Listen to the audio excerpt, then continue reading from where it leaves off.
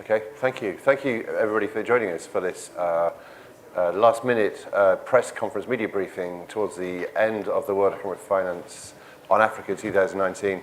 As you know, as an organization, we'd like to cover the long-term issues, the structural changes needed, the required systemic transformations that this region needs. But sometimes you have to focus on the immediate short-term agenda, and this is one of those occasions. So this session, which we've hastily put together, is entitled Tackling Xenophobia, and we're trying to explore here and put across our perspective on why the friction amongst countries, we believe, is harming crucial progress towards better, closer regional integration and economic progress and development. So with that in mind, I'm going to introduce my panel. We're going to have a couple of brief statements from both of those. Obi Ezekwesili, as a fellow at the Richard von Weizsäcker Fellow of the Robert Bosch Academy in Berlin. My friend and colleague Elsie Kanzer, head of Africa at the World Economic Forum. I'm just going to ask them to put forward their view and why in particular we believe that the current situation around xenophobia is not good either for South Africa or Nigeria, but also for the whole of the region. Obi, you first. So thank you very much, Oli. I think that the first thing for us to put our mind to is how Africa's growth and progress is empirically established to be very much dependent on the scale of economic activities that would happen on this continent in the next couple of decades. There is an urgency for Africa to produce the economic growth that would lift majority Africans out of poverty. We still have almost half of the continent's people in dire straits of poverty. And that must quickly be reversed. That's why fragmentation of the economies of Africa doesn't make any sense. You need scale, massive scale, and it's economic integration that enables that scale to be achieved. In order for that scale to be achieved, the two anchor economies of South Africa and Nigeria have to lead by example. Leading by example means that they should be the champions of the latest agreements as a result of the treaty for the Africa the Africa Continental Free Trade Agreement.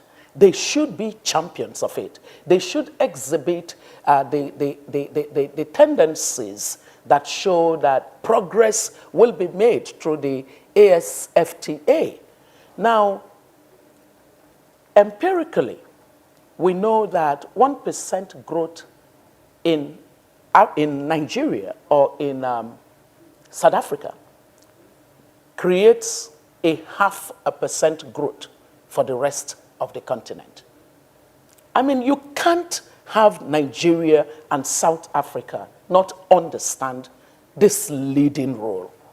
It is unfair to the continent for it to be that any part of this continent would reverse the gains that are possible through closer integration of African economies. I believe that we have a crisis that is mounting, but we can de-escalate the crisis. The reason that a platform like WEF has been useful for us as a continent is that it has enabled public-private dialogue to happen. We need to put our voices as citizens on the continent and say to our leaders, rise to leadership. It is wrong for there to be no consequence for bad behavior that would reverse the gains of economic integration for our continent. I believe, Oli, that there are some important steps that the government of South Africa should be able to take immediately in order to send a signal to the people that have been victims of what I call Afrophobia. It's not xenophobia. I haven't seen any Italian or any European, I haven't seen any Chinese or Indian being harmed, being maimed, being killed, losing properties. I haven't seen that. I have seen a targeting of especially my country, Nigeria. And I have seen a lot of single story where people are saying things like, and I read something recently that was released where it was, oh, you know, Nigerians engage in criminal activities in South Africa. Well, I also know that that's a single story. 18% of the people that teach in higher institutions in this country are Nigerian academics. Many Nigerian doctors are the ones who provide health services in the rural areas of South Africa. They have lived peaceably here. This danger of a single story must be taken on by the government immediately to de-escalate any further degeneration and deterioration of relationship. So one, I think that the president of South Africa and the government should place it out there clearly that there would be speedy and conclusive prosecution of those that have been arrested so far for the latest violent upheaval. And then, second, the government, the reason that I want that speedy prosecution is that that's a departure from what we've seen in the past. In the past, we never really saw that there was consequence for that behavior. So if they did that this time, it would send a sharp signal, unequivocal, that they would punish anyone who lays their hands on people who are resident in South Africa from the rest of Africa. Second is that the government the government must go out there and engage with the victims of the violence. There is almost a sense that there is no link and connection between the government right now and those who have been victims. It shouldn't happen because what it sends is a signal. Some people are saying there's a tacit approval of this conduct by the government. I don't want to believe that. But if the government does not engage with the victims of these violence in the way that has happened so many times, it's a serial act that is almost amounting to savagery. We shouldn't in any way not punish this. Let the president, let his government connect with the victims, have a discussion with them, assure them that they are welcome in this country.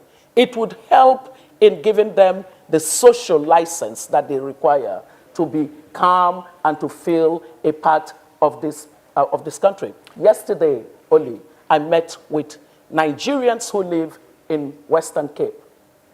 And they were saying, some of us have lived here 25 years. Many of us are married to South Africans. We have children that are South African Nigerian. What exactly is going on?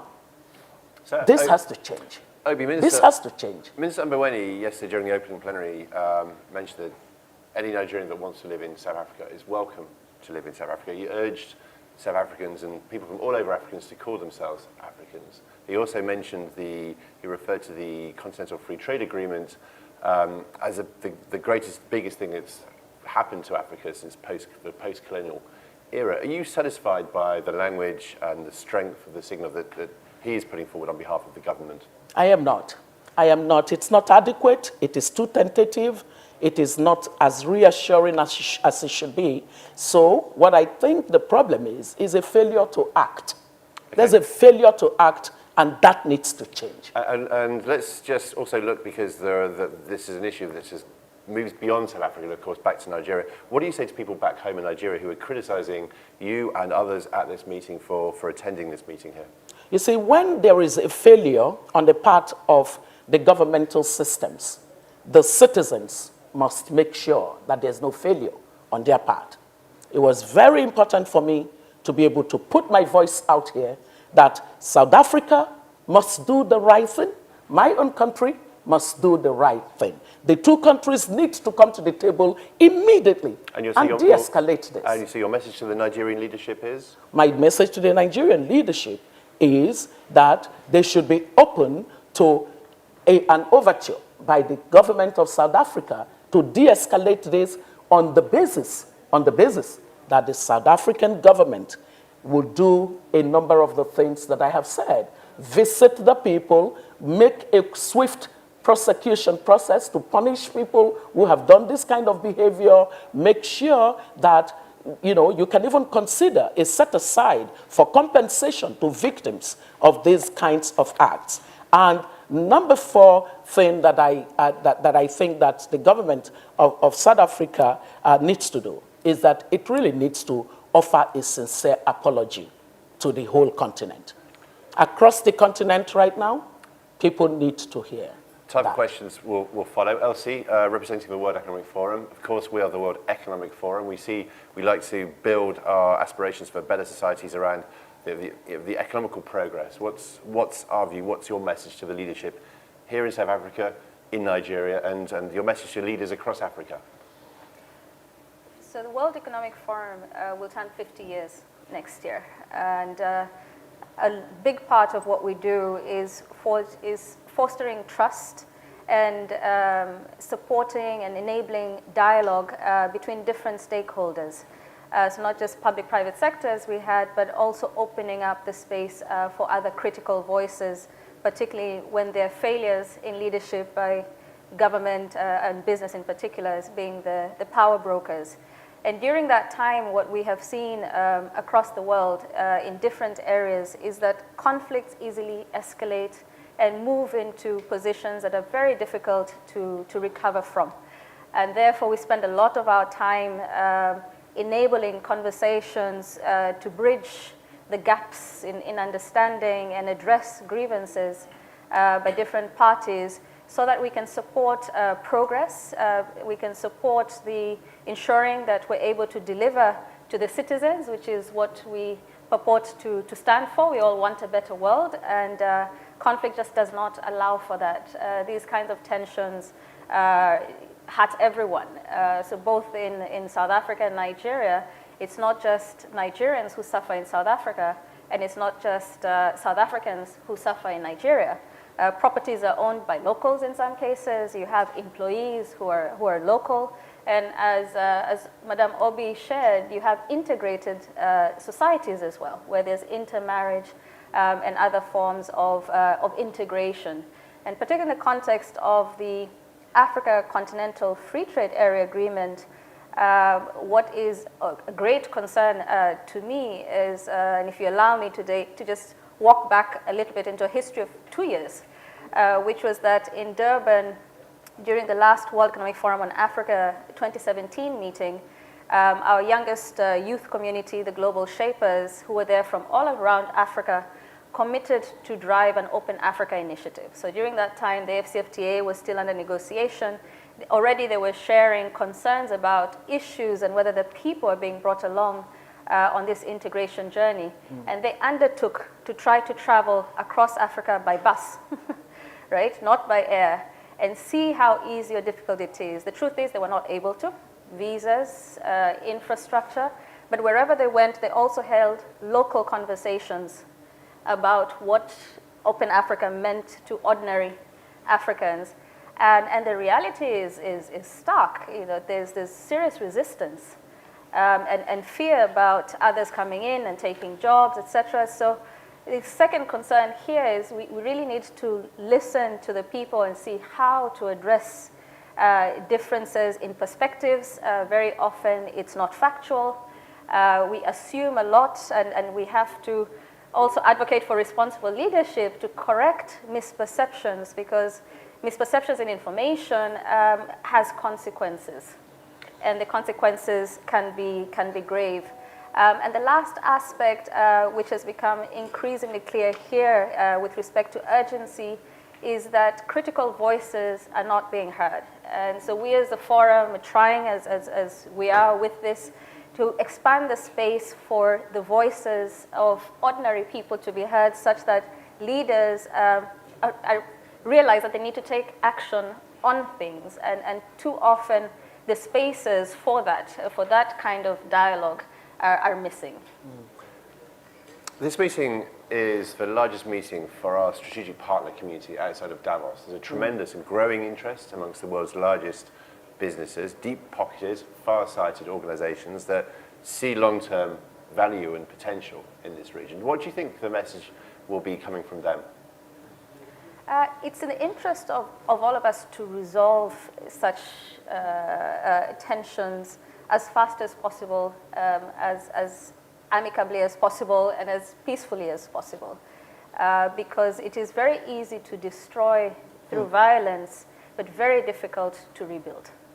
And at least the commitment from the forum's perspective, we launched a peace-building platform last year, which is not necessarily for major conflicts per se, wars, etc., but we're seeing an increase in a proliferation in civil protests, and which are violent across Africa just over the past 2 years, which means that we need to be much more deliberate about the dividends that were fought for to create peaceful democratic societies, because once it's very easy to burn, we can't afford to burn. Questions? Okay, lady at the back row. Just because I know you doesn't mean everybody else does. So please give us your name, tell us where you're from. Sure, Heidi Jockas from ENCA. I just want to pose a question to you about, you're speaking about xenophobia, but I also know that you're very vocal about, and you've been very involved in the movement of Bring Back Our Girls. And currently we have a major problem in South Africa with gender-based violence, and the President addressed the nation yesterday about, action that wants to be taken. But what is your approach on dealing with gender-based violence and issues around the abduction of young children? Okay, so it's gender-based violence. We'll take 2 or 3 at a time.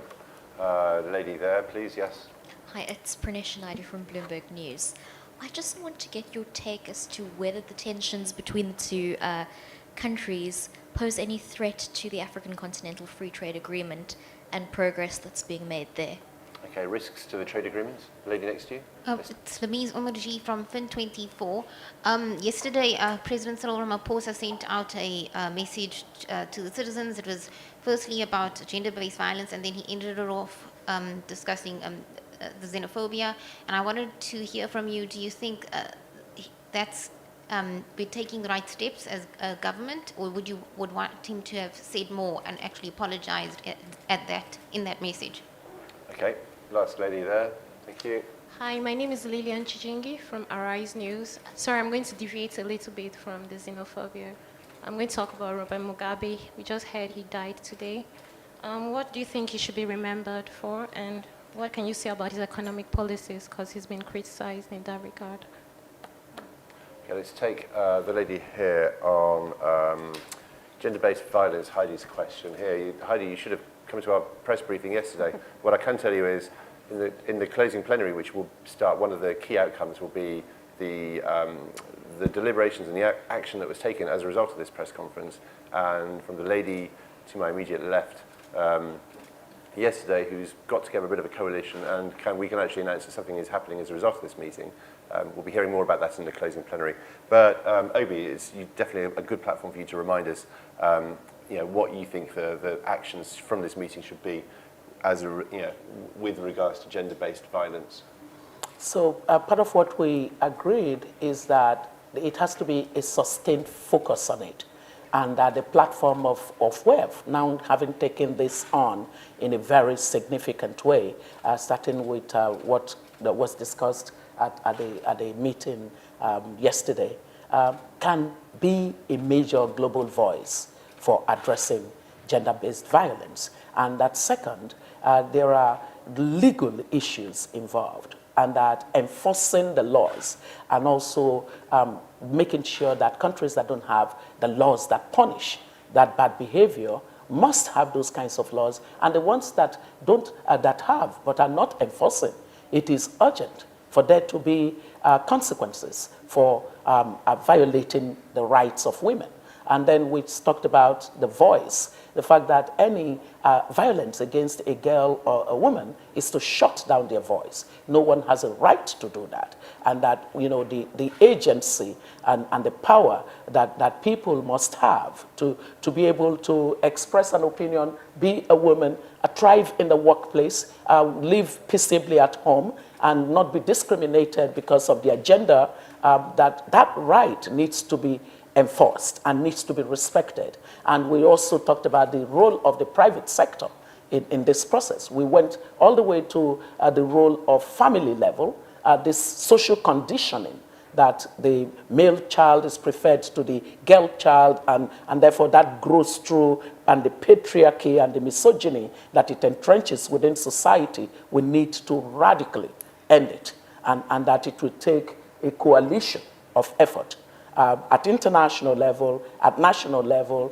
and family as well as business level at government. There are also issues of policy.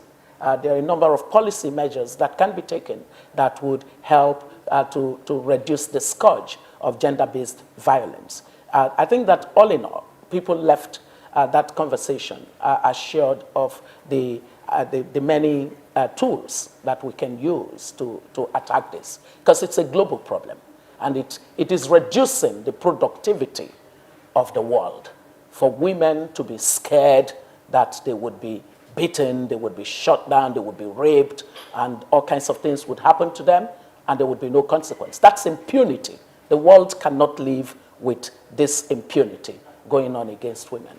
Right, now we have only a few minutes before the closing plenary starts, so I'm going to ask you just to cover very, very quickly, you know, a few words, answers for the rest. Elsie, you wanted to make a quick comment about this? Yes, just talking about the inclusivity of voices, and building on what Madame Obi said, I've had a number of men approach me and say, you know, we're not all bad, but there's no space for dialogue that includes us in the conversation so that we can also be part of the solution in addressing the bad apples among them. So this is just an input. Let's not leave the men who are supportive of a different reality in a safer space and more secure world for women. Great point. Okay, free trade agreement, any risks? Quick yes, no answer. Big risk. Yeah? Because you need national domestication. Fine. Ramaphosa, he sent a strong message yesterday. I suspect I know what you're going to say. Not strong enough. Okay, that's enough. Elsie? I'm thinking about time here, nothing else. Ali, as you've had throughout this meeting, people are tired of talk. They want action. Yeah. So for everything we've said, with these issues, with other issues, action will speak louder than words. Yes. Okay, one word answer, Mugabe. How will he be remembered? It's a conflicted legacy. Perfect. Conflicted Elsie? legacy. I concur. Great. Thank you so much. This is now over. We have a closing plenary to attend. Oh,